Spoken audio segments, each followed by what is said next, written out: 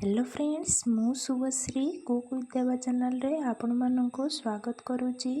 आज रेसिपी तड़का डाली आपण माने ढाबा होटेल रे तड़का डाली खाइथिबे केते टेस्टी होता है।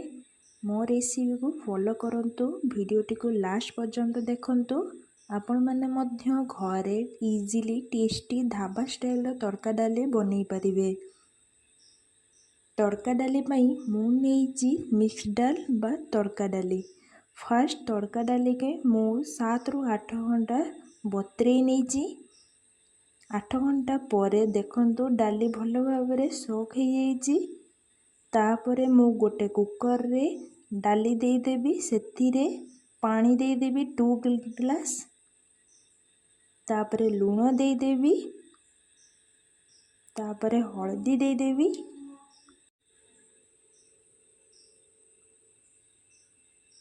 हल्दी मु एटी 1 टेबल स्पून देजी।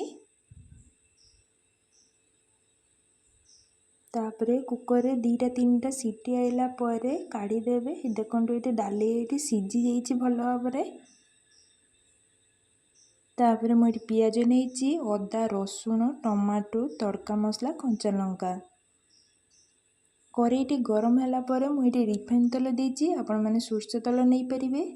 तापर मुझे जीरा देची, जीराटा भल फुटी गला परे मुझे पियाज रखी देदेली। तापर कंचा लंका गुड़िया देदेवी।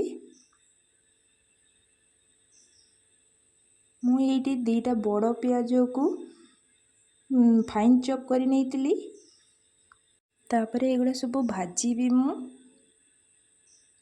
पियाजर जमीती कलरटा टिके चेंज हो आसीबो सेते पर्यंत।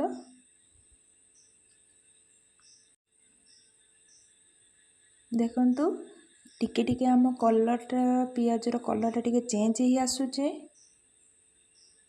तापरे मु अदा रसुण को रखी ताको छेचिकी पकईदेवी। एतरे आपण माने चाइले फाइन चॉप करि परिबे किंतु पेस्ट करिवेनी।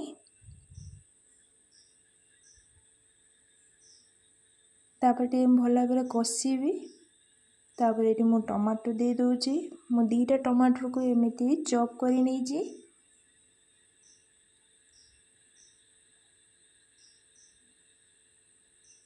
तापर टमाटो शीघ्र सॉफ्ट हो जावाई मुझे लूण दे दीची। आगुरी आम तड़का डाली सीझे से लूण देते एठी आपण एडजस्ट करके लूण देबे। तापर मु हल्दी गुंड दे दूची।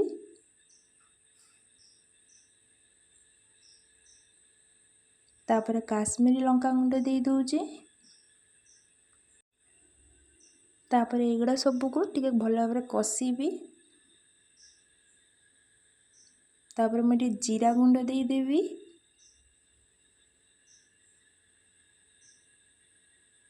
तापर धनिया गुंड दे देवी।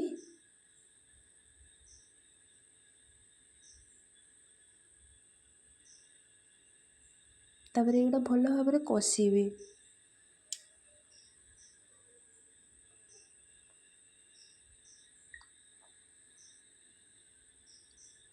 टमाटो मसला टिके सॉफ्ट होवाई मुझे ढांकी देवी।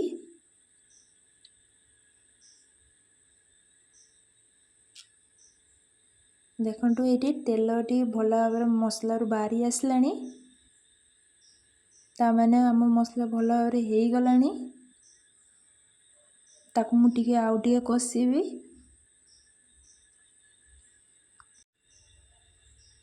देखंतु मसलाटा पूरा रेडी हो गलानी।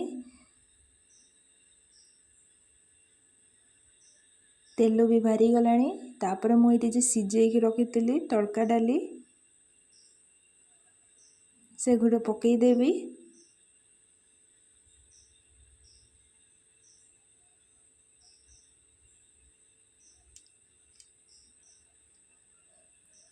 तापर एटा टिके गोलेबी। एटा भल भाव मिसई नेबी।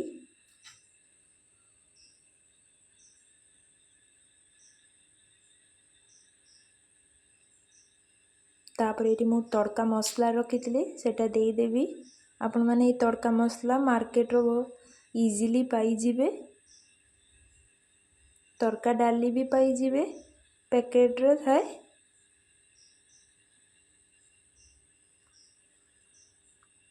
এই ତଡ଼କା ଡାଲିଟି ଖାଇବା ପାଇଁ ବହୁତ ଟେଷ୍ଟି ଲାଗିଥାଏ ଆଉ ଦେହ ପାଇଁ ବହୁତ ହେଲ୍ଦି ବି, କାହିଁକିନା ଏଥିରେ ସବୁ ଡାଲି ପଡ଼ିଥାଏ। ଦେଖନ୍ତୁ ଏଇଠି ଟିକେ ଆମ ଡାଲିଟା ଟିକେ ବହଳିଆ ଲାଗୁଥିଲା, ସେଥିପାଇଁ ମୁଁ ଟିକେ ପାଣି ଦେଇଛି।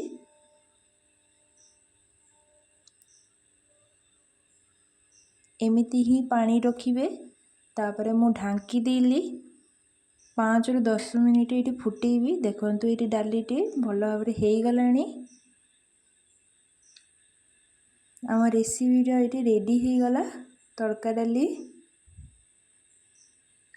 ଆପଣମାନେ ଏଇ ତଡ଼କା ଡାଲି ଲାଛା ପରଟା, ପୁରୀ, ରୁଟି, ଗରମ ଗରମ ରୁଟି ସହିତ ଖାଇବେ, ପୁରା ମଜା ଆସିଯିବ। ଦେଖନ୍ତୁ ବହଳିଆ ବହଳିଆ ହେଇଯାଇଛି, ପୁରା ରେଡ଼ି ହେଇଗଲାଣି।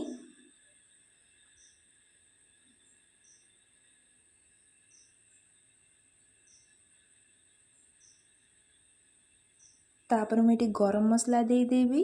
ତାପରେ ରେଡ଼ି ହେଇଯିବ ଆମର ରେସିପିଟି, ତଡ଼କା ଡାଲି ପୁରା ଢାବା ଷ୍ଟାଇଲ୍ରେ। ମୋ ରେସିପିଟି ଆପଣମାନଙ୍କୁ ଭଲ ଲାଗିଥିଲେ ମୋ ଚ୍ୟାନେଲକୁ ଲାଇକ୍ ଆଣ୍ଡ ସବସ୍କ୍ରାଇବ୍ କରିବେ। ଆପଣଙ୍କ ମତାମତ ମୋତେ କମେଣ୍ଟ ମାଧ୍ୟମରେ ଜଣାଇବେ। ମୁଁ ପୁଣି ଆସିବି ଆଉ ଗୋଟେ ରେସିପି ନେଇ।